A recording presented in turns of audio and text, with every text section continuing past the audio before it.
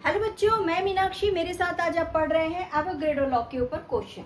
I calculate the final volume of reaction mixture when 10 litre carbon monoxide and 10 litre oxygen are allowed to react to maximum possible extent. Pressure and temperature are same और constant. हमको Avogadro law क्या बोलता है कि अगर कहीं पे reaction हो रहा है, इक्वेशन बन रहा है, तो जो सब्सटेंस है उनका वॉल्यूम और उनके मॉलिक्यूल्स जो है वो एक प्रपोर्शन में मिलेंगे। क्या कह रहा बच्चों? वॉल्यूम और मॉलिक्यूल्स इक्वल प्रपोर्शन में मिलेंगे। तो आइए हम हमारे लॉ को आगे बढ़ाते हुए पढ़ रहे हैं। हमको जो चीज गिवन है हम उसे लिख लेते हैं बच्चों। राइट डाउन गिवन क्या दिया है। फर्स्ट ऑफ ऑल बोल रहा है reaction mixture with when 10 litre CO। Right down volume of carbon monoxide equals to 10 litre. ठीक है, हमने यहां तक लिख लिए। एंड ऑक्सीजन भी सेम बोल रहा है बच्चों, volume of oxygen equals to 10 litre.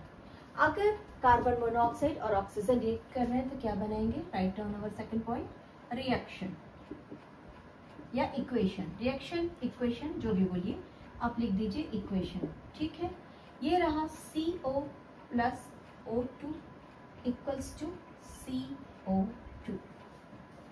ठीक, दो तरीके हैं, या तो हम इसको डायरेक्ट बैलेंस करके पढ़ना चालू कर दें या फिर जो दिया है उसी को पढ़ते हैं। तो आइए हम इसको पढ़ते हैं। वन मॉलिक्यूल्स कार्बन मोनोऑक्साइड इसमें रिएक्ट कर रहा है बच्चों। नाउ यहाँ पर कितना मॉलिक्यूल रिएक्ट करेगा? अगर हमको CO2 को बैलेंस करना हो, नेचुरली यहाँ पर हमारा रिएक्शन हो रहा है हाफ मॉलिक्यूल्स। क्योंकि यहाँ पर एटम्स की बात नहीं है, इसलिए हमारा होल नंबर से अभी कोई लेना देना नहीं है। और यहाँ पे CO2 जो बन रहा है वो कंप्लीट 1 मॉलिक्यूल्स बन रहा है। अगर गिवन वॉल्यूम से उसमें लिखते हैं, कार्बन मोनोऑक्साइड दिया था बच्चों हमको 10 लीटर। ऑक्सीजन भी हमको दिया है 10 लीटर, बट हाफ पार्टिसिपेट कर रहा है, इसका हाफ पार्ट पार्टिसिपेट कर रहा है। देयरफॉर, और हमने ये पढ़ा है कि जब भी कोई चीज इक्वल क्वांटिटी में रिएक्शन करता है तो वो इक्वल क्वांटिटी में फॉर्म करता है। तो इसने 10 लीटर फॉर्म कर लिया। अब यहाँ पे कितना पार्टिसिपेट कर रहा है बच्चों? चेक करिए, 2 1 जा 2, 2 5 जा 10, यानी कि यहाँ पर 5 लीटर ऑक्सीजन पार्टिसिपेट कर रहा है। क्लियर? पार्टिसिपेट कर रहा है। इसको दूसरे तरीके से हम लिखते हैं बच्चों, CO is limiting agent, participate only 5 litre. ठीक, therefore total volume of product. Total volume of product क्या होना चाहिए बच्चों? यहां पर हम एक बार लिख लेते हैं, remaining O2 equals to 10 litre minus 5 litre.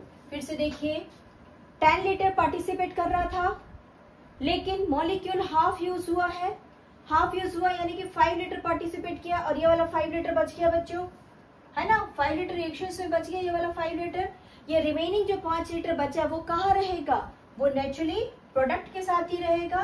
Total volume of product equals to 10 litre. कौन सा वाला 10 लीटर है बच्चों? ये वाला 10 लीटर है, प्लस रिमेनिंग 5 लीटर। अब बताइए हमारे पास में कितना टोटल बच रहा है? मैक्सिमम पॉसिबल एक्सटेंट कितना आ रहा है? हमारे पास मैक्सिमम पॉसिबल एक्सटेंट आ रहा है 15 लीटर। क्लियर है?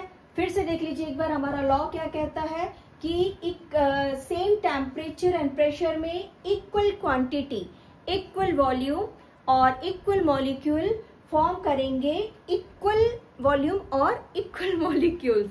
देयरफॉर यहाँ पर 10 लीटर पार्टिसिपेट किया, यहाँ पर 10 लीटर पार्टिसिपेट किया, लेकिन क्योंकि हमको इस फॉर्मूला को बैलेंस करना था तो हमने क्या किया बच्चों? इसको हाफ कर दिया।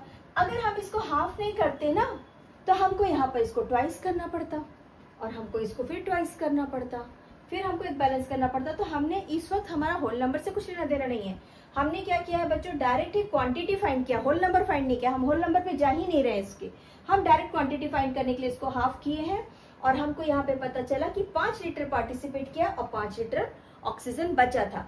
5 लीटर ऑक्सीजन बचा था, वो प्रोडक्ट के साथ ही पड़ा था unreacted oxygen.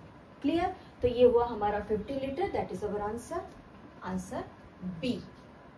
Okay, enjoy your chemistry.